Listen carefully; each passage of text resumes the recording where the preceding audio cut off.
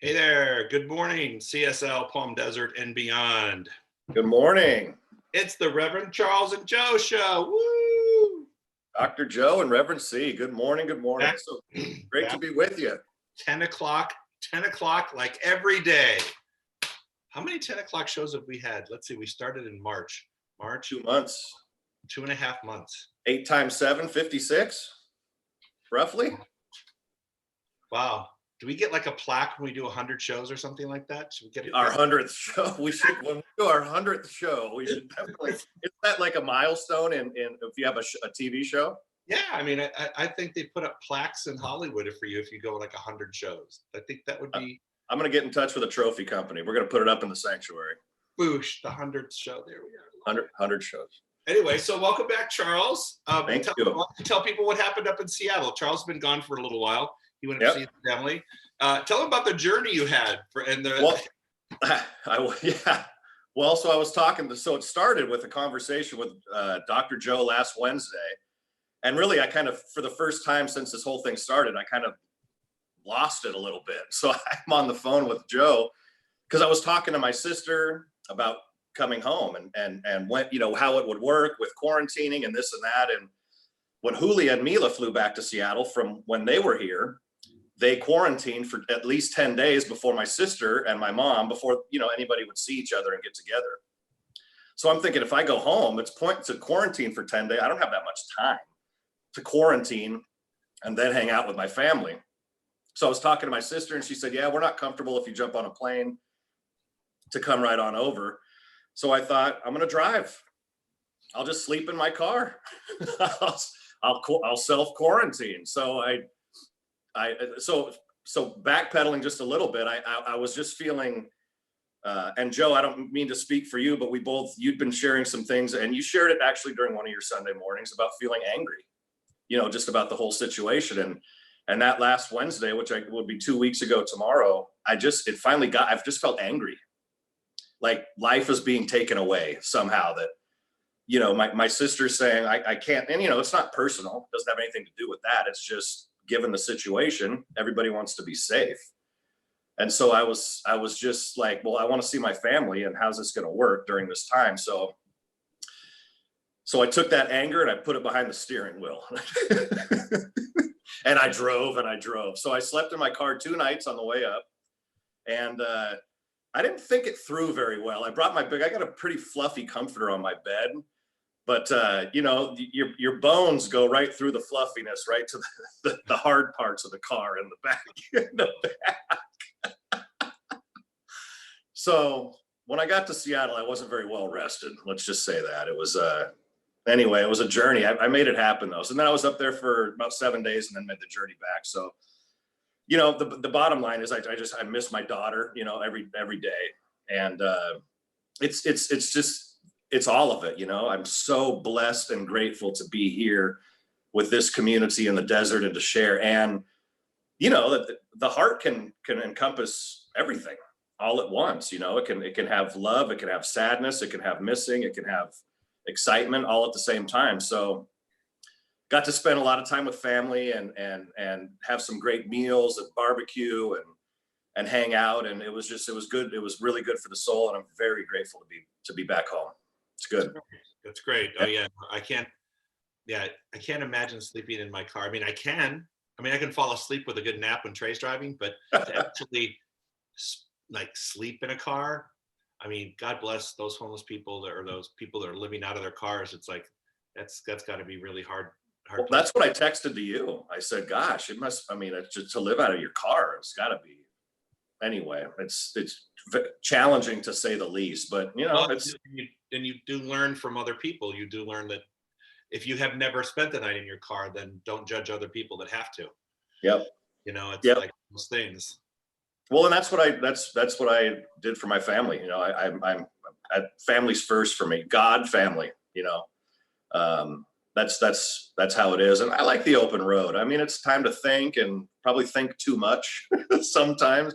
I was thinking on the way back, I called Julia on the way back home. I said, our daughter's had a good childhood so far, hasn't she? Just kind of going through the inventory. She's like, yeah, I'm pretty sure we're doing good as parents. So you are. Yeah, grateful to be back. Good to be here with you and just with our community. So I'll share with the viewers a quick update on my life real quick. Yeah, Trey, bring those pictures up. exciting news. Any one of them. Our daughter returned home today or on Saturday as an airline pilot. So she just completed her training, and of course, everyone has to take a selfie. Love it. Selfies are required, but they're her two dads and our new first officer for Horizon Airlines. So that's what we spent the weekend. In fact, she's still here. She's going to leave tomorrow. So Love it. We've been, as a family, we've been celebrating, and she got her airline transport pilot license, which is, that's the pinnacle. That's once you get that, that's, you know, what she's going to spend her career doing. So that's what we did this weekend. We've been celebrating with her and really enjoyed it. Cooking way too much at home.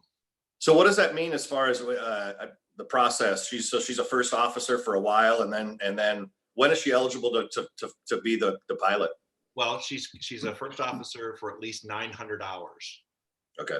900 to 1,000, which we usually take you about a year and a half to get, and the good times. And this time we don't know what it's going to take, but so she's about a year and a half now. She'll be a captain for that commuter or the regional, and then she'll use that to transition over to a major airline at some point when, you know, all this craziness settles down.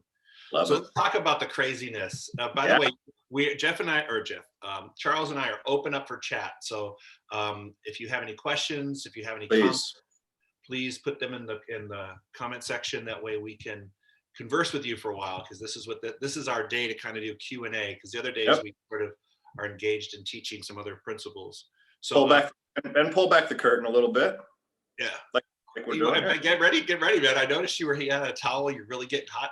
Well, Welk, and this is just the beginning, dude. Well, so before in our pregame just now, Joe, I'm learning the subtle art of how to use that ceiling fan right there. Does it go clockwise or does it go counterclockwise? So this is what I'm learning about moving to the desert. Yeah, I love that. And this is me with AC, Joe. I know it takes a while. It takes a while. You'll be using that towel a lot. All right. So you brought up something earlier that some people that seem to be a question that comes up quite often in our teaching, especially because we don't have the devil, we don't have Satan. You may have married a version of that at some point or dated them, but we really don't have that kind of a figure in our philosophy. So Charles, why don't you share what you wanted to discuss, and then we'll run into that today. Sure. Well, in all the presentations that I've been a part of, I think almost literally all of them, the question has come up in a universe that's all good. How does stuff like this, the pandemic or bad things, happen?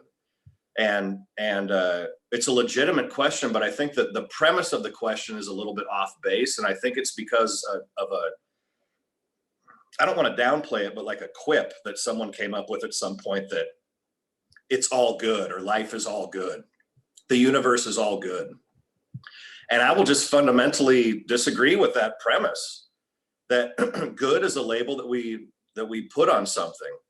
I would simply offer that the universe simply is, that life simply is.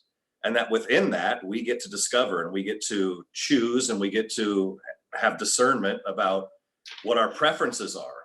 And so when we put a label of good or bad on something, then, you know, we make an assessment, which is fine. But I think to make the assessment about the universe as a whole is a misallocation of our attention. I would offer that within the universe just being, that we get to give meaning to things. What's meaningful? Like for me, like I said earlier, it's, you know, my relationship with God, with the Spirit, with life, and my family, and with my spiritual community, and with my friends, and so I've assigned meaning to those things. But I don't think that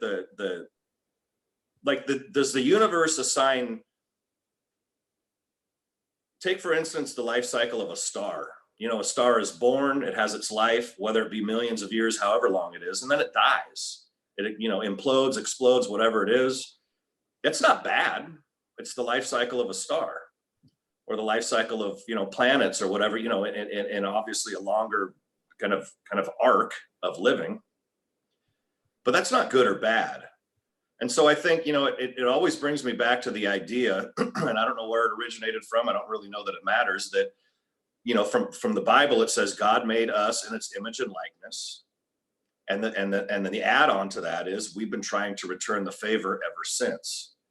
And I think that's what we do, is that we try and make the universe in our own image and likeness, that there is a possibility for good and bad if we assign that meaning. But life simply is, and it's our value system, it's our how we entertain things, how we hold things that give it meaning. So I would like to invite our community to entertain, and Dr. Joe, I'm really interested in hearing your thoughts on this. I just like our community to entertain the idea that the universe isn't all good. The universe is. And if we stop it there, like life is good, life is. And then how do we navigate within that, when we assign bad meaning to something, the death of a loved one, a pandemic, the inability to find toilet paper, all of these things. Is it bad, or is it, like I was driving to the center the other day, and I had maybe a week ago or 3 weeks ago, and I had to get there by a particular time, and I caught every red light. And here's my mind. I'm thinking life is testing me to be patient, and and that's crap. It's not, it's just a red light. So I'd like to challenge our community and invite us into the idea that it's what we give meaning to. It's not that there's meaning being assigned from the universe or from God. Do you follow that? Yeah, I follow it. I think I would probably say this: it's all God. Yep. Not that it's all good. Yes. Because but it is all God. Like you said, it is, but it's all God, because God is in all of it. God's in every single thing that's happening. I mean, there can't be an absence of God anywhere. Nope. So there's always going to be that presence there. It's just, how do we interpret it? And I remember early on, I don't know if I've shared it on here, but I probably shared it with you at some point in time. One of my very, I'll tell you a quick story. So when I first became a minister, took over for Tom, my very first memorial service that I was called to do was for a 22-year-old who had jumped off an office building in Santa Monica. Her mother contacted me. Wow. And then the second one was a 2-month-old baby that just died, instantly overnight. Wow. I went, my very first 6 months of ministry, I went through a time when I had to sit there, and it literally challenged me to say, oh my God. In fact, at one point I remember saying, God, please just do me a favor. Give me a 95-year-old who's lived a full life, who just slipped out in the middle of the night. What is this? Why are you challenging me with all of these things that I can't explain? That how do you explain that in any way, shape, or form? And so I learned early on, and then I remember talking to one of my mentors, and I learned early on that you're better off to say it's all God. And during this process, we will learn more about ourselves on how to be better human beings, on how to be good and better. Yep. But I think I try myself to look at things as good as much as possible.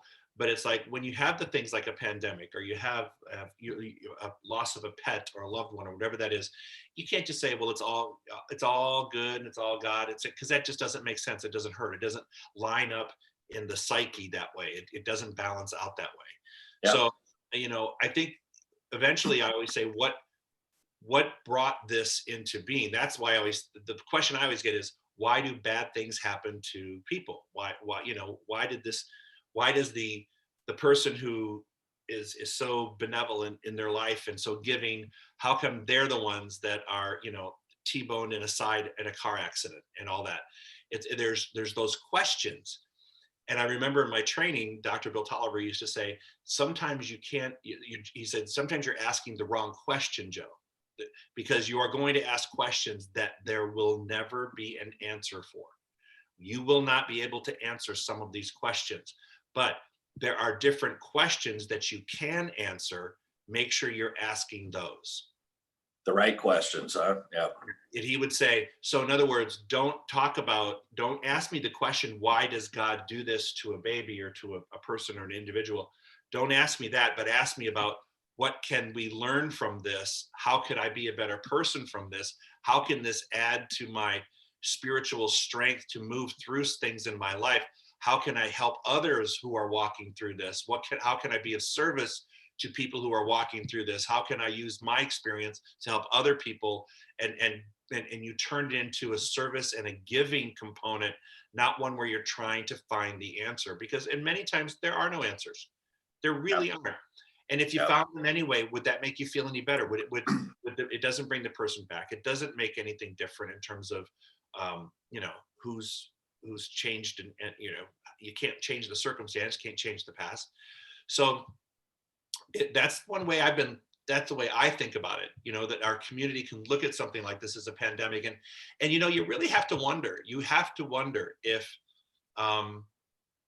things like this,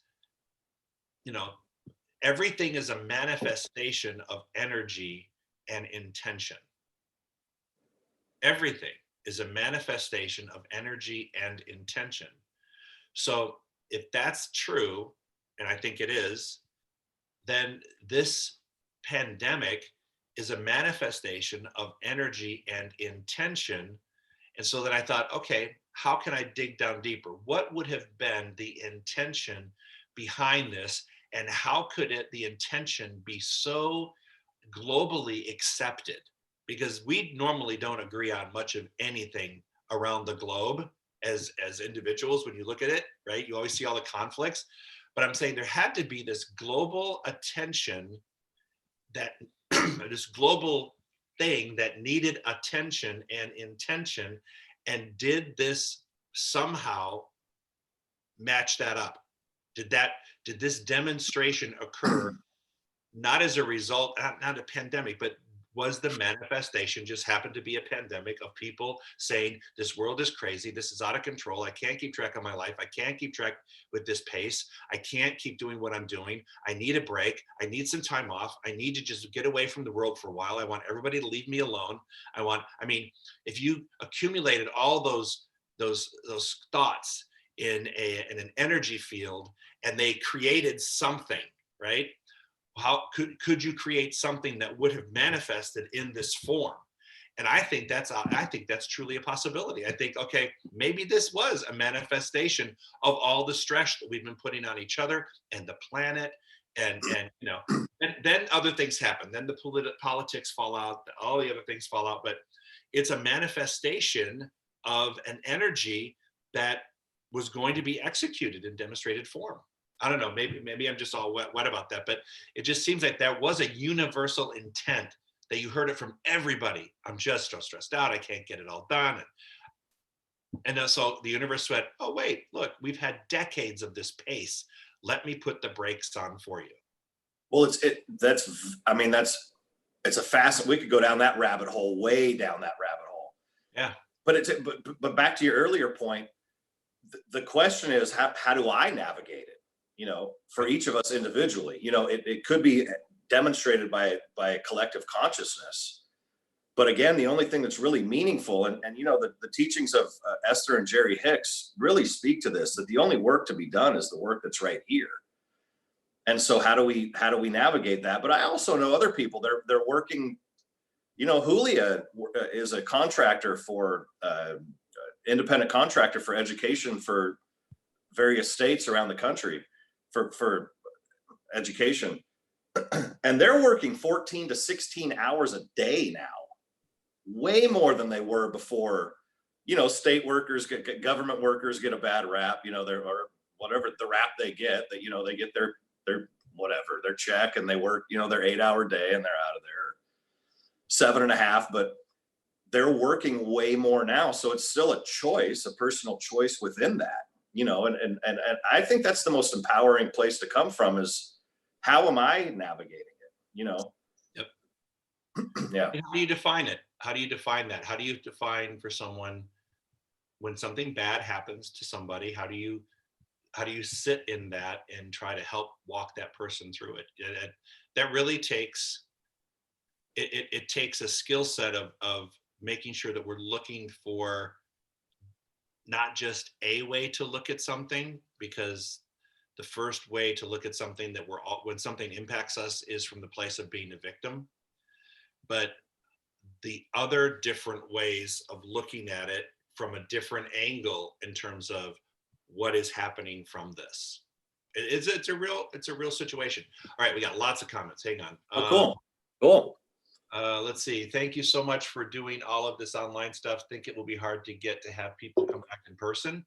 Well, no, I don't think it's going to be hard to get people to come back in person. I think we have a lot of people who are joining us that are not close, and that watch us from afar, or because of now summer, they're watching it from their other home. So I do think we will be gathering at the center and having people show up. I do think it's going to be a very different experience. In fact, Charles and I will embark upon that conversation in a few minutes to tell you what's exactly happening. And I really like that when you do the service, it's filmed at the church, because I love that place. I do too. I love when we were able to film it at the center. There was a while there where I wasn't able to leave my house. I was in total isolation. So that's why we weren't able to do that at the center. Plus, we just want to keep the staff safe. So now that they're opening up a little bit, we're here. We're new here too, Charles. What's the direction? What's the best direction for our ceiling fans now?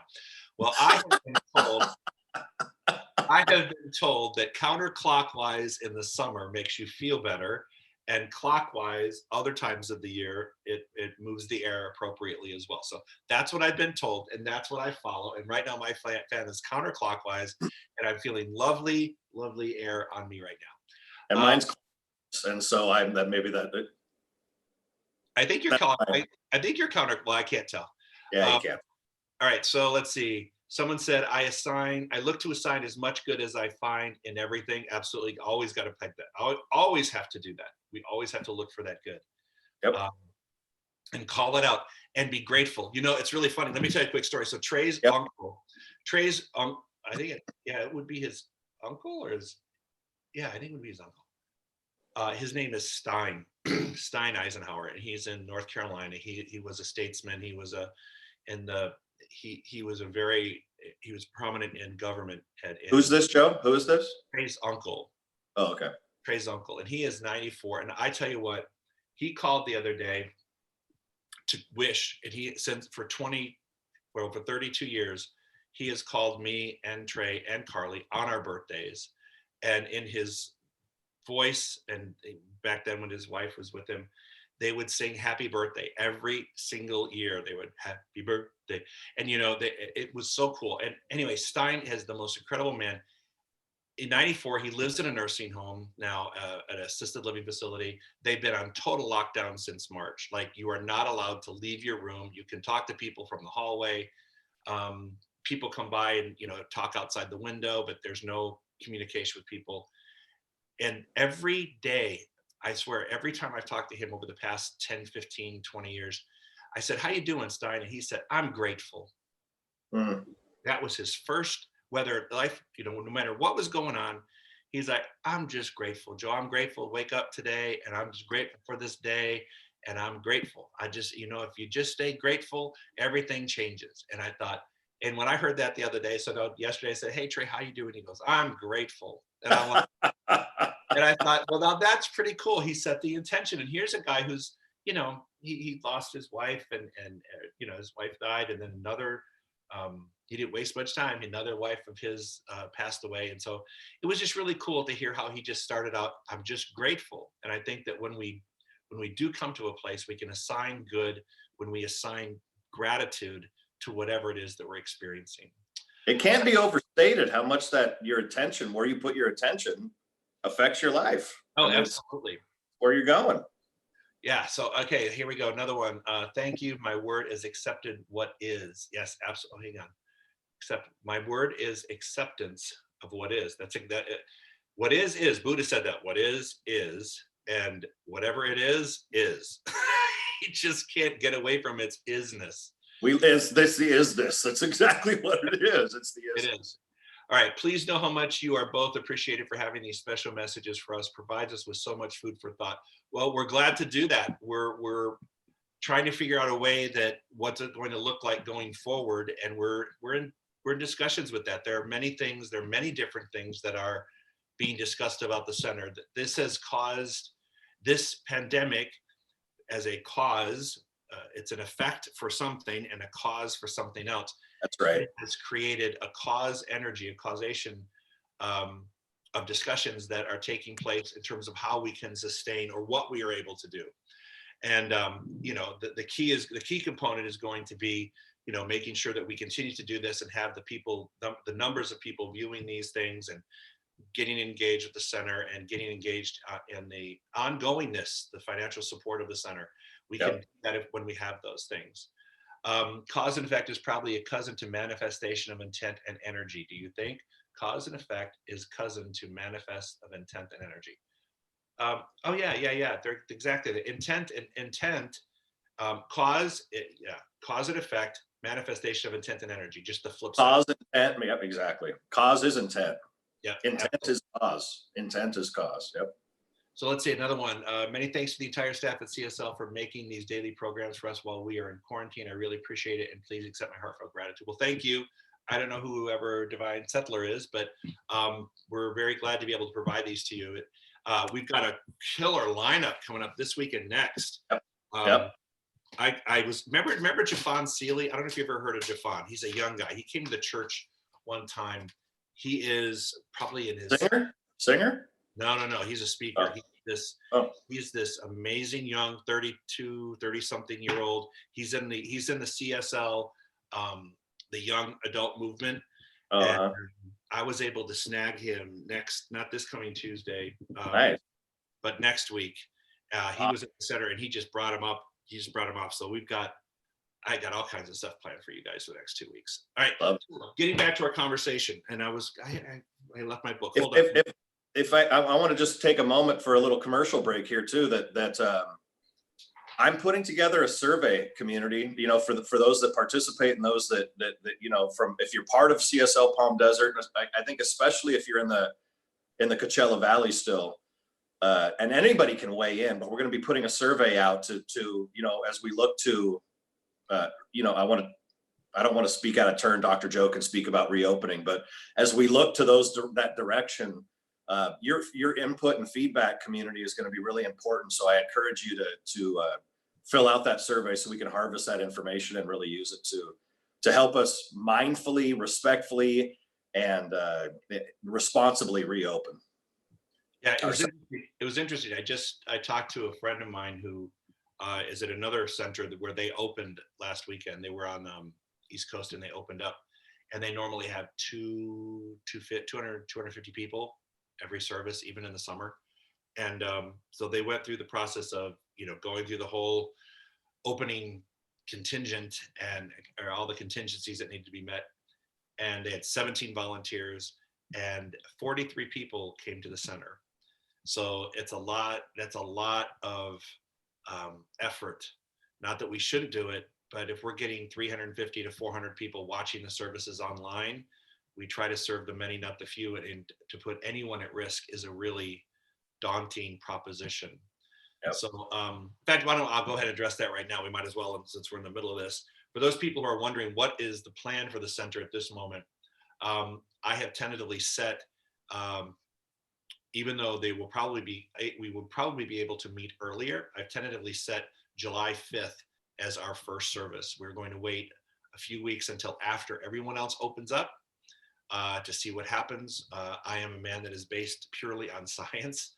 And so I look at numbers and I make sure that I'm looking at our numbers and I look at our demographic and I make sure that we're being overly cautious, or use abundance of caution, I guess. Abundance of caution. That's the better way to phrase it. But otherwise, I personally would have a very difficult time if we open the center and something happens where somebody gets sick as a result, or some group of people get sick as a result of us opening. So Everything I've seen, absolutely everything I've seen, is that where people have gathered, there inevitably comes out some sort of a little cluster of infection. So I'm just sort of leery about doing that at this point. So I'm wanting to give it a real good run of other people opening up and seeing what happens, and seeing if we have to go in, because I'm watching places that opened up close. And again, I would feel really badly if someone in our congregation fell ill.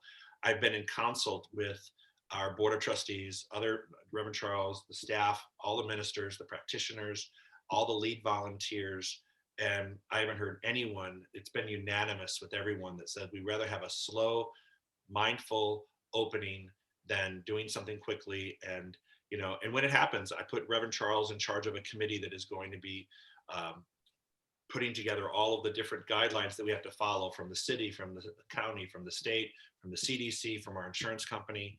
So they have to coordinate 5 different sources and making sure that every base is covered, and every base will be covered. So I just want you to know that we're not going to be quick to open up. We will be very careful and cautious. And I understand the need to get together. I feel the need to get together. God knows I would love if we could all just get together, but they're talking about we can't have any singing. What's it going to be like if we can't have any singing? What's it going to be like if we, we can't do the things that we're normally doing? So let's A lot of just humming, a lot of humming. a lot of humming, and of course, humming causes sneezing. Sneezing will call a panic. So, yeah, I just think we all need to. We can't even do interpretive dance. We'll figure something out. It'll work out. But anyway, we're gonna go through it methodically. We're gonna go through it intentionally and responsibly and methodically, and we're gonna do right by our community. That's the bottom line, and that's what Joe said from the beginning, and that's what we're going to do, by the book, by the letter, to protect us. That's the only reason. We want to protect our community. We love each other, in the same way that we protect our own families. We are a family, and we're going to do that. And it's really cool to have a July 5th date to look forward to. Yeah, Independent. It's going to be our Independence Day Easter. It's our resurrection into independence, is the way I was looking at it. Exactly. And one thing too, I mean, this whole idea, it's just, I'm just not a risk taker. I'm a risk taker in so many other ways, but when it comes to the wellness of our congregation, that's my job, is to make sure that we're safe. And look, I've had it. I mean, I've said during the services, I've had this. I've actually tested positive. I've then retested negative. Who knows about get it on a reinfection? But I know that I've had it, and I know that my body fought it off. So my concern is for everyone else, and making sure that everyone else is safe, because I know I'm okay. So speaking of which, did you have something else? Well, just the cool thing for me in this period of time, and I think for our community, is that and under the mentorship of Dr. Joe, is that I'm learning. This is such a rich time for me in learning about our community and how Dr. Joe runs things, that I get to learn how to navigate through something like this as it pertains to our community. Not anywhere else, but this community. So this time of integration and transition, however long it takes, is it's particularly potent, so that I when things like this down the road, 5, 7, 10 years down the road, I have the wisdom, of Dr. Joe's, voice in my ears, and his shoulders to stand on, to consider what's good for our community and to learn our groove. I hope that makes sense. No, it makes perfect sense. And I mean, and keep in mind that we've never done this before. So, I mean, I'm venturing into, but I'm just going by what my heart tells me to go by. And someone did just say, they said Sunday services virtually have been just as effective as live services. So I agree with you, but please understand that there's a large group of our congregation who are not able to watch us virtually. They're in that age group where they don't have computer access. What I thought might be interesting for us to do, and I'll just put this out there, and I'm talking out loud in front of everybody, is at this point, when people are comfortable having friends, that if you know someone who doesn't have the ability to live stream, and you start feeling comfortable with social distancing or bringing people over, like 1 or 2 people, then maybe having like a brunch crowd watch the service together, and then that way everybody can join in that way in small groups, not even groups of 50 or 10, but like groups of 4, 4 or 5 or 6, whatever that is, but just keeping the number very small and very intimate. And there may be friends that you've already decided you can hang around now. People are Yep. starting to see, they're quarantine, what we call them. They're your quarantine. So people have their quarantine that they hang around, and if you have that, maybe it's time to start looking at that while we transition our way in. I want to Yep. read something to you though. It's interesting that we've been talking about this, because one of the Science of Mind magazine last week, I read this. I've been reading my Science of Mind magazine every day again. It said, the title for the day was, "You have to turn the light on. The world as we have created it is a process of our thinking. It cannot be changed without changing our thinking." And so now when we're just talking about the world we've created, which includes this, um, the world that includes this current situation is something that was created by the thinking of humanity, right? And the only thing that's going to change it is the thinking of humanity. Now, that also means researchers to develop vaccines or whatever that is, and also, the creativity of people. How think, look, it's amazing to me. A friend of mine works for Bank of America, and he was telling me that there's always been this push for people to work from home, and the company has always resisted. They're a pretty conservative company, right? They have 250,000 employees. 180,000 people have been working from home. They have come to the realization that they can all work from home, and Yep. they're getting just as much work done. Yep. And yeah, there needs to be time spent with, collective groups, but Zoom calls and everything have managed that. And now they're looking at, we need to change our business model. More people can be home. They won't have to spend 3 hours on the road. They won't have to spend time away from their family. They'll be able to, there's so much beauty that can come from people who feel comfortable from working in that environment, that they're thinking, how do we get desks and chairs and their computer equipment and hardwire each person into their home and make that cost efficient?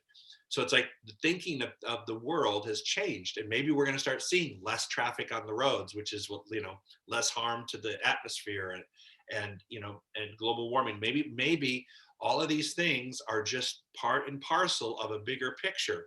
Now, yeah, there are going to be some things that are going to go back to what they used to be, and there's some group of people that are always going to be wanting things to be the way they were. And I think to some degree, there's probably we're going to strike a balance with that. But for the most part, things are going to change, because I think this has caused our thinking to change. Absolutely. And then Dr. Holmes said, and so we suffer not because suffering is imposed upon us, but because we are ignorant of our own true nature. Absolutely. So we don't suffer because God is making us suffer. We're suffering as a result of our the ignorance of our true nature. And that's kind of the converse of what I was saying earlier about the universe being all good. It's if we're ignorant of our true nature, then we're not participating in the natural flow of things. Yeah. So I had a request. Somebody online wants to know what this painting is behind me. This is a special painting. This is called. Good. I love this thing. I want to get it to the church. I can't. This is what I look forward to. I love this saint. The church has never been closed. The building has been closed, but we've been doing church. That's a true statement. We've never done more church.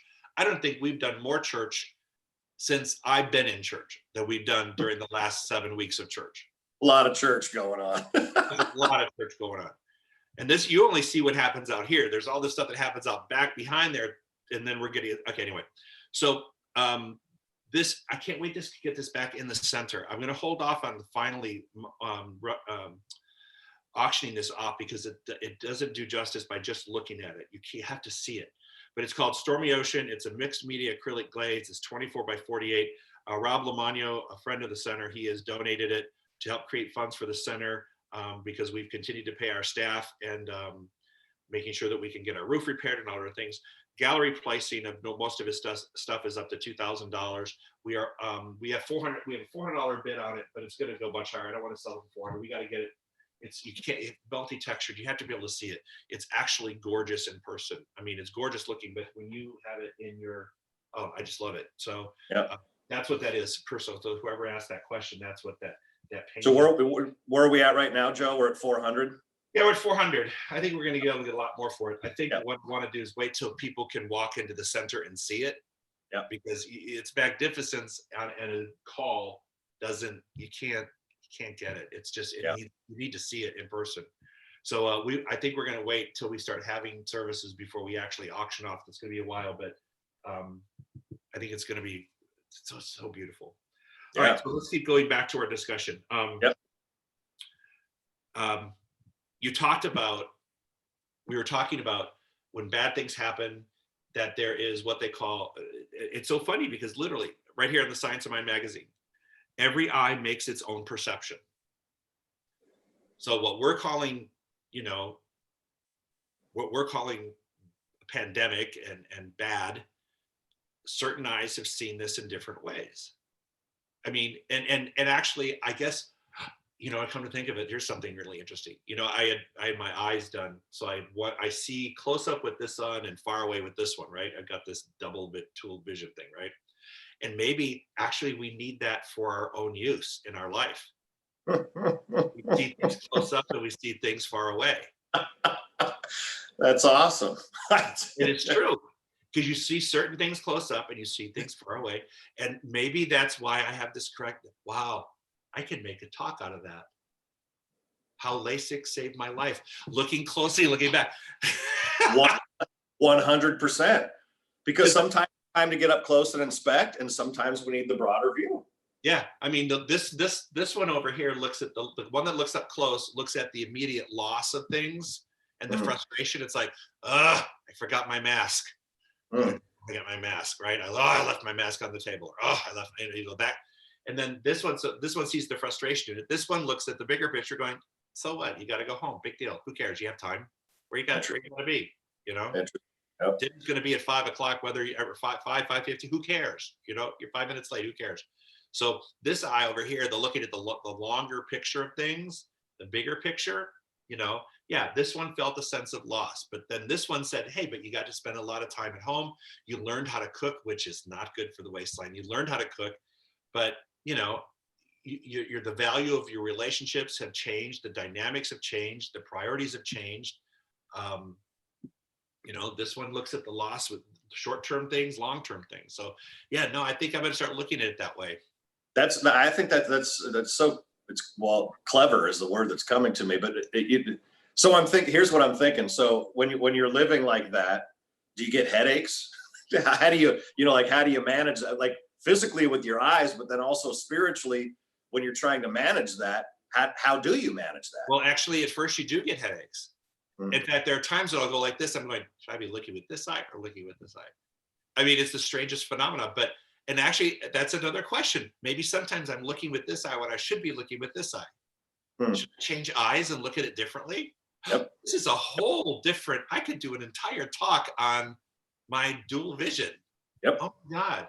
And maybe we all need to have a little bit of that. And right now, just this second, a yellow butterfly, which represents my dad, just flew outside my window. Haven't seen him in a while. So Dad's here with me today. Love it. Hey, Dad.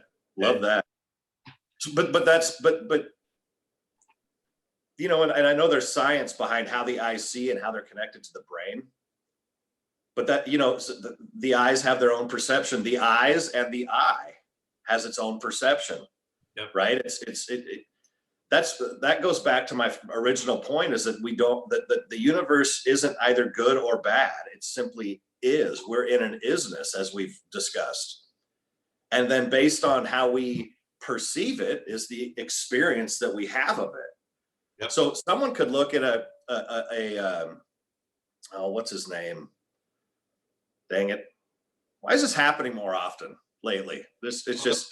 Well, welcome to God's waiting room. Why is this happening more often? I feel silly. God's waiting. I mean, I don't want to plant an idea in your head, but this is the desert. This is like, people laughed. They said, Tom said, why do you live in God's waiting room? I said, it's really nice. then I thought, "Funny, that's why I started losing my memory." But anyway, For 30 seconds yesterday, I was trying to. What do you do when you have a hammer and a chisel during my class? What's a hammer and a chisel? Oh, sculpting. I needed somebody to tell me. What were we talking about? Oh, anyway, just the way you perceive.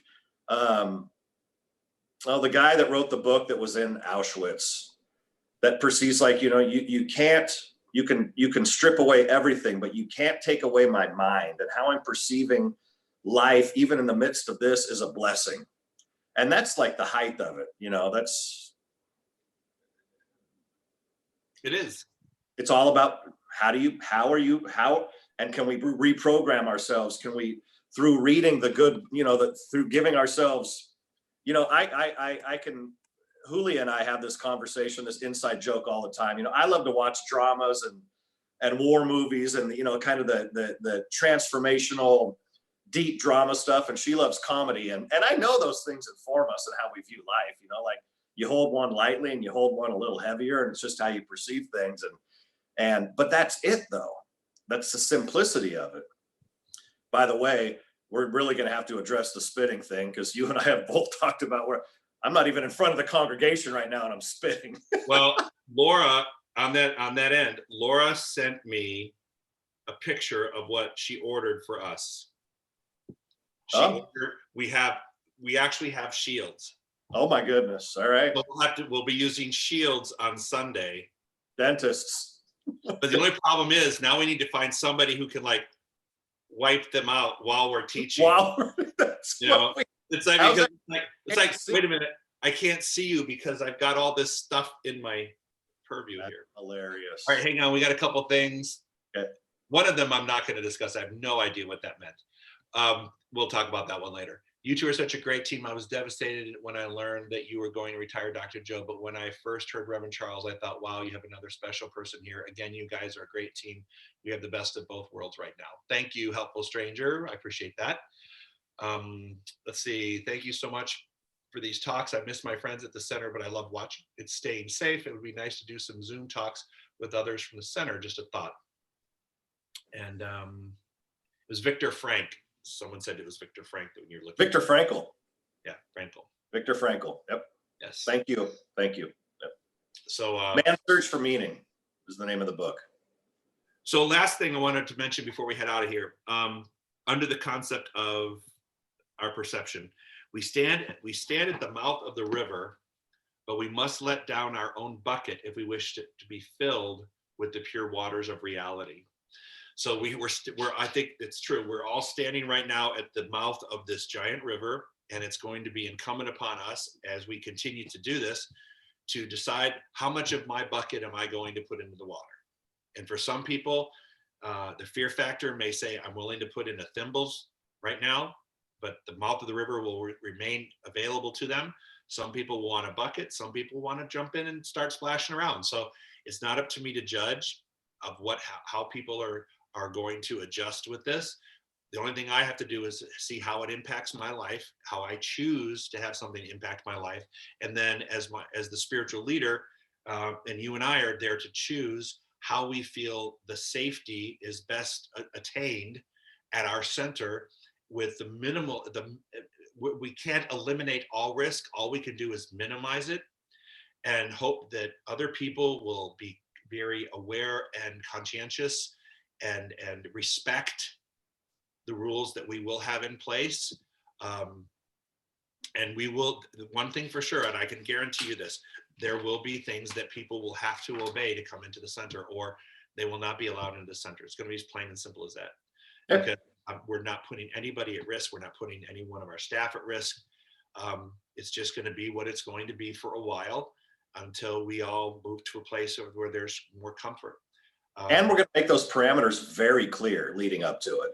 Very crystal clear. So it's not, so we can mitigate the, if there's kind of the unfairness thing, if, as much as possible. It's now, I mean, we at a time when the finances are down a little bit, we're having to invest in equipment. Now we've got to get the monitors, to measure everyone's temperature as they come in. That's part of the guidelines. We have to be able to make sure, and then people are wearing a mask. So people who don't bring a mask, here's a mask. They choose not to wear it, they can't come in. I mean, there's all sorts of things that we have to invest in: a fogger to disinfect. We have to invest in this. There's a major investment of safety now that's going to take place, which we're happy to do, because we want it. I want to be back in that sanctuary just like anybody else, especially in the summer, since there's only one service, baby. But yeah. So anyway, those are just things I want to talk about today. So I think we covered it all, don't you? I feel good about it, and be prepared for a renewed center. There's been a lot of work going on in the building, a lot of work. We've been adhering to social distancing and that kind of stuff, but there's been painting, there's been some renovations that have been taking place, not wholesale, but here and there, and we're renewing everything. Yep. And as Joe, I think we alluded to earlier, I'm putting a task force together. I'm calling it Operation Dawn Sky for a new day. Task Force Dawn Sky. Do you like that? No, is that corny? I'm calling it that. No, whatever you want. It's your committee. Task Force Dawn Sky to reopen the center for a new day for the center, and we're going to be following things by the book and taking care of business. So it's going to be very exciting to get back together as well. And as Dr. Joe mentioned, we're gonna come up with a game plan to continue to make these offerings available, the virtual offerings, because why not do it all, right? Let's do it all. We can do it. Yep. All right, so let's talk about what's happening the rest of the week. Tomorrow, Cool. The Sensational Six continue their discussions. If you haven't joined in yet, it's a really interesting time for you to meet what will probably be our future leaders at the center, the people who will be moving into staff minister positions to assist in running the center on its ongoing basis. So it's a chance to hear them, to get to know them a little bit better. I mean, it's kind of hard to get to know people when all you hear is a prayer, or you hear them do a 1 minute, blip about their workshop that's coming up. But this is a unique opportunity to get some real insight on those individuals who are moving into leadership in our community. So that happens tomorrow at 10 o'clock. Melanie Taylor and Terry Woolman, these two have traveled the world, from Aerosmith to Barry Manilow to Michael McDonald to Bette Midler. I mean, these guys have done it all. They've been all over the world. Terry's a musician and a singer, and Melanie Taylor, of course, she's been at the church before. She sings for us like on Candlelights and special times. We're going to do an interview. I'm doing an interview with them on Thursday. Not just an interview, but there'll be music and an interview. So you'll hear them. They're going to be singing some of their songs for us. And I'm looking forward to that. So that's on Thursday. On Friday, Charles, what are you going to be? You're doing this thing called You, and what are you going to be offering on Friday? Part 3 of this thing called You. We're going to be extrapolating. Again, we're going to kind of keep the same format of ideas from the book married with prayers from the book. So it'll be, if you've joined, I'm getting some good feedback on it. I think it's meaningful for, especially the prayers and how they, I do my best to take an idea from the book, practically apply it, and then assign a prayer to that as well for spiritual practice. So, and all those things you can, Jeff Harrison, Swing Point Media, make sure and puts the slides on the website so that you can bring those down and study them as well, download them. So it'll be good. So let's see. And then on Saturday, we have our meditation. And just real quick, next week, this is what it looks like. Ty Andrews from Atlanta is going to be our musician on Sunday. Joyce Bulifant, the actress from the Mary Tyler Moore Show, best known for the actress of the Mary Tyler Moore Show. Airplane. Oh my God, an Airplane.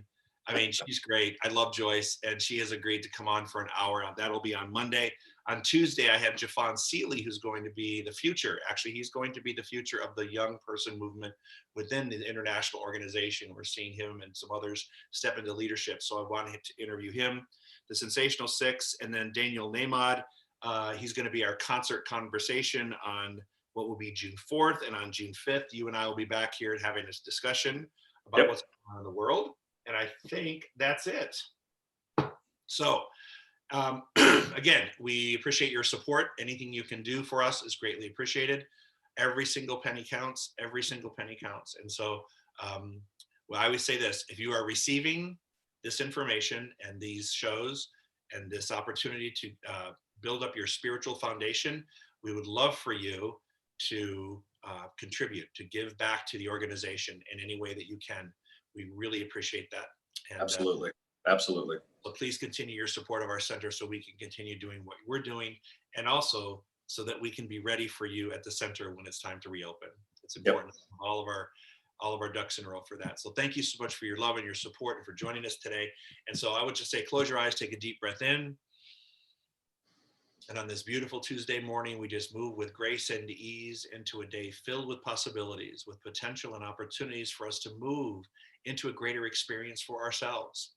And we do so knowing that something that was said today, some little nugget came through, and we're going to take that and allow that to continue to grow and manifest in our lives in new and wonderful ways. So very grateful for Reverend Charles and his safe return. And so very grateful to have this opportunity with Swing Point Media and YouTube and the ability to get this word out into the universe in such a way that it touches people's hearts and allows them to grow. We're so very grateful for this opportunity. We call it great because we release our word, we let it be so, and together we say, and so it is. Have a great day, everybody. Thank you so very much. Peace. Much love. 10 o'clock, Sensational 6.